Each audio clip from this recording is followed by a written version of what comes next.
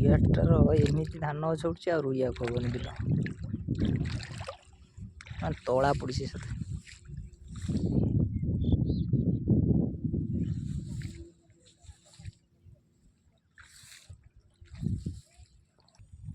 ଏମିତି ପାଣି ବିଲର, ମାନେ ନାଳରେ ଯେମିତି ପାଣି ହୁଏ ସେମିତି ଆଣ୍ଠୁ ଉପରକୁ ପାଣି। ଏଥିରେ ଚାଷ କ'ଣ ହବ? ପୁରା ମାଣ ମାଣ ଜମି ସବୁ ପଡ଼ିଆ ପଡ଼ିଛି, ସବୁ ଖାଲି ପାଣି ହିଁ ପାଣି, ଧୋବୁଲା। ଏତିକି ବଡ଼ କିଆରି ଗୋଟେ ତଳା ପଡ଼ିଥିଲା, ତଳା ଏତେବେଳକୁ ରୁଆ ହେଇ ସାରିବା କଥା, ଚେର ମାରି ସାରନ୍ତାନି। ସେ ଦେଖ କି ଅବସ୍ଥା, ସବୁ ପଚିକି ତା ଦେହରୁ ଗୋଟେ ଗୋଟେ ମଞ୍ଜପତ୍ର ବାହାରିକି କଞ୍ଚଉଛି। କେଉଁଦିନ ହବ ବିଲ ରୁଆଯିବ। ସେଇ ତଳାର ଆହୁରି ଯାହା ଧାନ ହବ ଠିକ୍ ହବ, ତାକୁ ନେଇକି ରୋଇକି ଧାନ ହେବା ଭାରି କଷ୍ଟ। ସେପଟର ଖଣ୍ଡେ ଟୋଟାଲ ନାହିଁ, ପୁରା ଫାଙ୍କା। ଦେଖନ୍ତୁ ଏପଟ ସାଇଡ଼ର ଟୋଟାଲ ଗଛ ନାହିଁ, ଗଛ ପୁରା ଚାଲି ଯାଇଛି, ପୁରା ସଫା, ପୁରା ମାନେ ଝଳି କିଆରି, ପୁରା କାଦ ହେଲେ କିଆରି ଦେଖାଯାଏ ସେମିତି ଦେଖାଯାଉଛି। ଏଣି ଟିକେ ଉଞ୍ଚା ବୋଲି ଟିକେ ରହିଛି, ସେ ରହିକି ଯା ନ ରହିକି ସେଇଆ।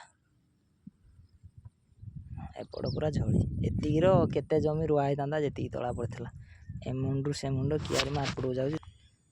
କେତେ ବଡ଼ କିଆରି, କେତେ ବିଲ ରୁଆ ହେଇଥାନ୍ତା ଏତିକି ତଳା। କେତେ ଟଙ୍କାର ବିହନ କିଣା ହେଇକି ପଡ଼ିଥିଲା।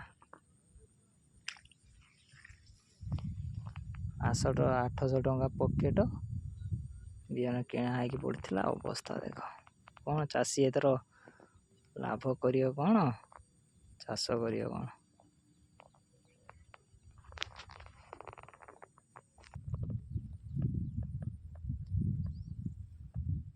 ଏଗୁଡ଼ା ସବୁ ପଡ଼ିଆ କିଆରି। ଏ ବିହନ ପୋଡ଼ା ହେଇଥାନ୍ତା, ଏଇ ବିଲ ସବୁ ରୁଆ ହେଇଥାନ୍ତା।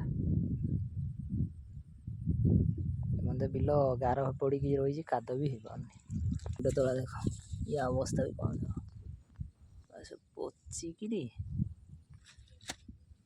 ଖାଲି ମାଉସୀ ପତ୍ର ପଚିକି ସବୁ ପଡ଼ିଯାଇଛି, ଖାଲି ଅଗ ଗୁଡ଼ା ସବୁ ଟିକେ ଟିକେ କଞ୍ଚି ହେଇଛି। ଆଉ ଦେଖଉଛି ରୁହ ବସିକି, ଏ ଦେଖ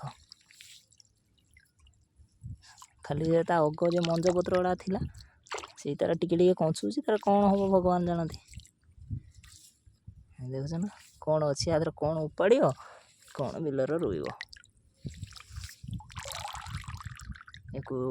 ନେଇକି ଉପାଡ଼ିକି ରୋଇବା ଅପେକ୍ଷା ତାର ଏଇର ଛାଡ଼ିଦେବ, ଯାହା ହବ ହବ। ବିଲ ତାର ପଡ଼ିଆ ଆଉ କ'ଣ କରିବ। କେମିତି ସବୁ ହେଇଛି ପଚିକି।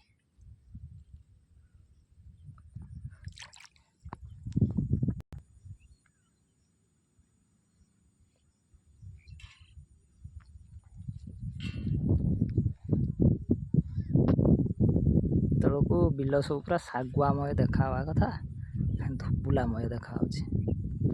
ଆଉ ଉଲ୍ଟା ହେଇଗଲା, ଆଉ ଶାଗୁଆମୟଟା ପୁରା ଧୁବୁଲାମୟ ହେଇଯାଇଛି। ଆଉ ଏଇଟା ପଡ଼ିଆ ଗୋଚର ଯେଉଁଟା। ଯିବା ପଳେଇବା ଆଉ ରହିକି ଆଉ କ'ଣ ହବ। ଅବସ୍ଥା ତ ଏଇଟା ବିଲର। ଆସିଥିଲି ଟିକେ ଦେଖିବା ପାଇଁ, ଦେଖିବା କ'ଣ ସିଚୁଏସନ୍ ଅଛି।